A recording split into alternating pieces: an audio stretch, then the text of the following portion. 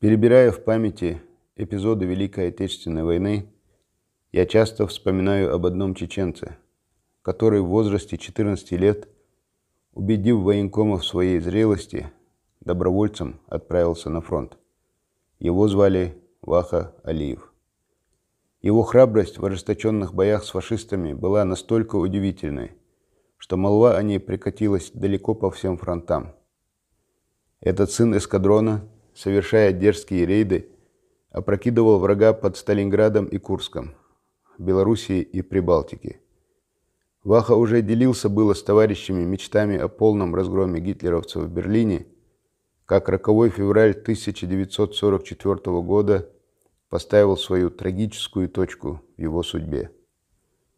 Узнав о бесчеловечном преступлении вождя по отношению к своему народу, Ваха не находил себе места от возмущения.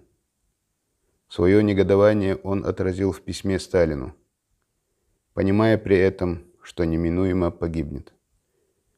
«Тысячи моих земляков остались лежать на полях сражений от Бреста до Сталинграда», – писал он, не понимая, как можно объявлять врагами народа тех, кто умирал с ним каждый день. «Мой народ никогда не простит вам этого», – бросал Юрный Горец Сталину и его палачам, что подло расправились с женщинами, детьми и стариками чеченских воинов. Письмо ушло, и через несколько дней СМЕРШ арестовал его на глазах у сослуживцев. Лишь по милости Всевышнего и благодаря заступничеству однополчан его не расстреляли, а отправили далеко на Магадан, чтобы сгинул на каторге в безвестности. К счастью, после смерти Сталина он освободился, и началась его другая, не менее удивительная жизнь.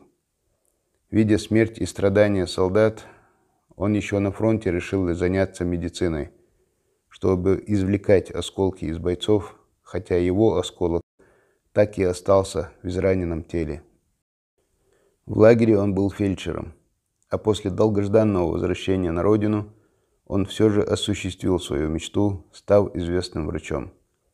У него появилась семья. Жизнь Вахи Алиева, овеянная подвигами той страшной войны и тех лишений, что он испытал, закончилась в 1979 году. Интересно, многие ли из вас знали об этом замечательном чеченце, что не щадил своей жизни ни перед лицом ненавистного врага, ни перед лицом жестокого тирана?